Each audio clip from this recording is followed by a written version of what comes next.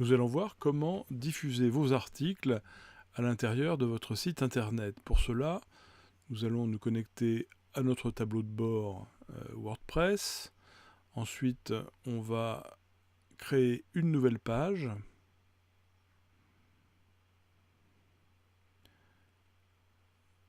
Que l'on va ouvrir avec l'éditeur Divi, donc le Divi Builder.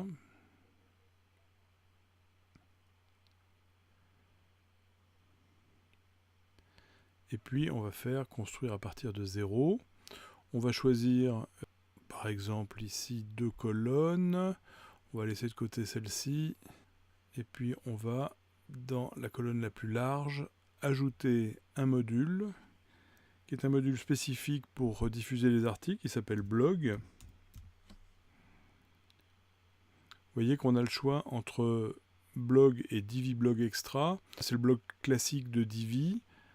Et puis ça, c'est un module externe premium qui permet d'avoir des configurations et des looks différents. On va commencer par le module de base. Et puis, on va voir ce que l'on peut configurer. Alors avant tout, c'est l'affichage, le style d'affichage que l'on va gérer. Et donc, on va aller voir les modèles. Et on va choisir de faire soit plein écran, soit plutôt une grille, ce qui est normalement plus avantageux en termes de présentation.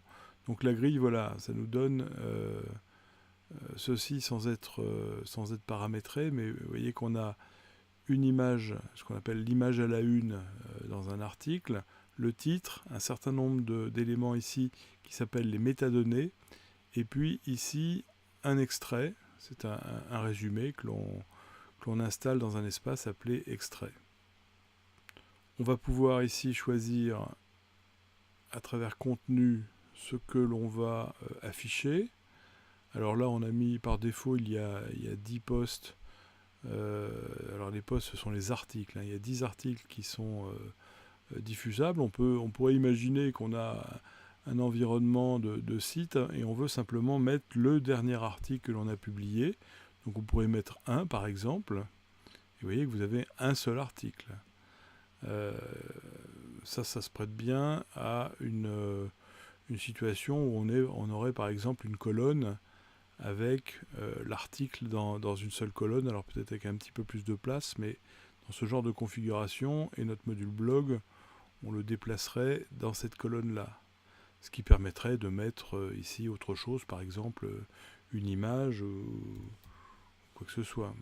On va revenir à un affichage du coup pleine largeur et on va modifier notre module pour qu'il puisse afficher, mettons, 12 articles par page. Vous voyez que si l'on fait ça, on voit que les 12 articles s'affichent. Et on va pouvoir à la fois simplifier cet affichage et puis mettre une pagination pour montrer qu'il y a des pages supplémentaires. On n'oublie pas ici de temps en temps d'enregistrer son travail. Et puis on va revenir dans le paramétrage du blog, puisque vous voyez ici qu'on peut choisir les catégories qui sont affichées. Alors on va enlever celle-là et on va mettre simplement, par exemple, la catégorie découverte. Vous voyez qu'il y a des tutoriels qui sont ici. Ensuite, on peut alors gérer la façon dont la date, vous voyez, la date ici est présentée à l'américaine. On peut tout simplement mettre une date au format français. Ici, on a un réglage qui montre que l'on peut soit afficher l'ensemble du contenu, ce qui sera absolument épouvantable, parce que ça sera beaucoup trop lourd, soit montrer un extrait, ce qu'on a choisi de faire. Et on voit qu'ici, on peut cocher ou décocher ce choix ici, qui permet de gérer la longueur de l'extrait.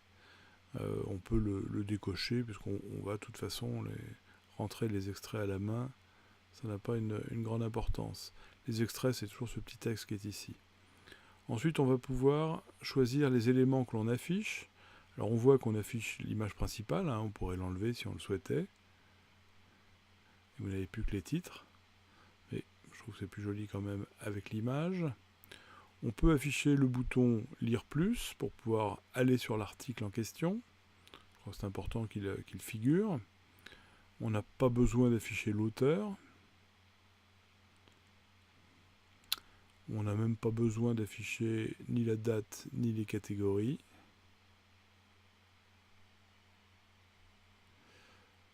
On peut afficher le nombre de commentaires si jamais vous avez ouvert votre blog aux commentaires ou pas.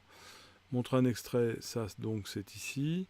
Et puis afficher la pagination, c'est important parce que ça va permettre en bas de page de montrer qu'il y a plusieurs pages derrière la page que l'on affiche.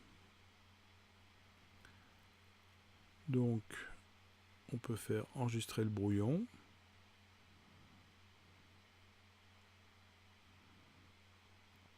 Et on voit qu'on commence à avoir quelque chose qui ressemble à un blog.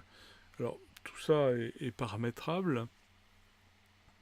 Vous pouvez choisir de n'afficher que 3 posts par exemple dans votre page d'accueil et puis avoir un bouton qui renvoie sur une page d'actualité qui comprend l'ensemble de vos articles.